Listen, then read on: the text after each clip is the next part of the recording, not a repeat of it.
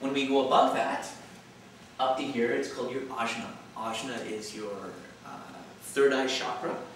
It is your own intuition, your inner guru. It is your event horizon to tap into the spiritual domain. Meaning you work with a particular gland in your body, your pineal gland and your pituitary gland. Specifically, your pineal gland is filled with a fluid-like substance, which is thought to have properties within it that can jump over between this reality into the next reality. And this is where intuition comes from. It is where good ideas come from. Because if they don't come from somewhere else, that means the good idea is already there. It's already in you. But then why couldn't you remember it at that time? It's because you're putting an intent out to the universe, to the reality, asking a question, and the universe speaks to you through the pineal gland to give you intuitive answers. So we start to work with the reality around us. We start to tap into the synchronicity of the world around us. We start to work with the spontaneity of the reality. And then through intent, which is projected out through our heart center, our intent puts a subtle influence on the quantum hologram around us to start to produce a reality that is in line with what we're projecting outwards.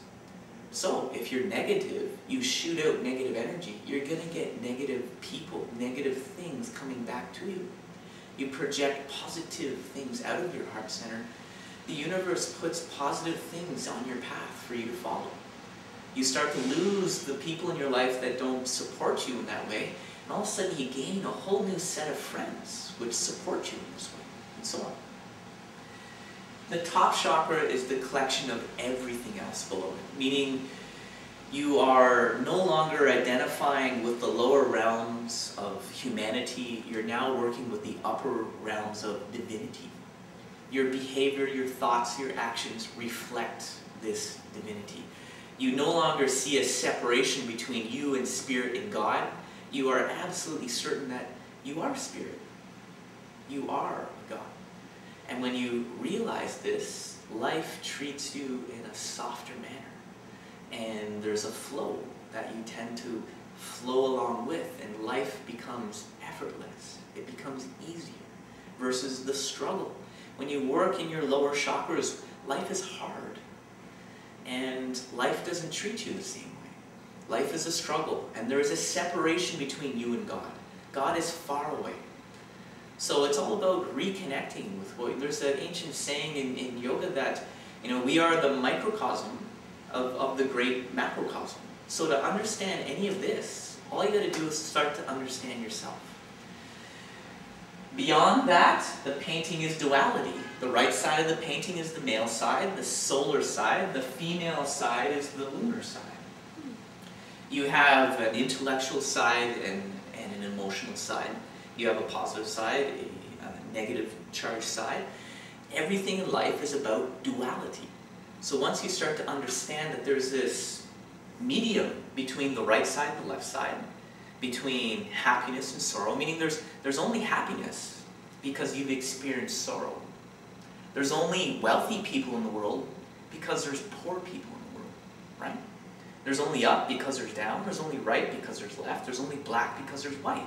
Life, experience of life, is somewhere in the middle. We tend to try to put our life only into the positive side and we avoid the negative side, but no inner transformation comes easy. No inner transformation comes from avoiding the negative things in your life. So once you start to see how the reality works around you, you change and you start to see the world around you to change. So I spent a year painting a Shiva painting. And my male side is quite dominant, so I needed to connect with some of the female parts of my own being, and this is where Kali comes into play here. In our body there are two equal parts. One is the Purusha, which is your eternal, infinite spirit within, and one is the Prakriti, which is the matter that we're made up of. So you have energy inside the matter. The consciousness is the Shiva side, and the matter and the energy that inhabits the matter is the Kali side. So in this expression, most of the pictures of Kali are quite gruesome, and I tried to portray her in more of like a superhero figure-ish type of way. So in her normal way that she's portrayed, she has 4 to 6 arms. She has a big sword which she uses to cut your head off, but symbolically what she's doing, she's cutting your ego off. And in the description of Kundalini, the ego is way down in your 2nd chakra, keeping you in those lower points. So when you start to get your ego cut off, you start to operate in a higher reality.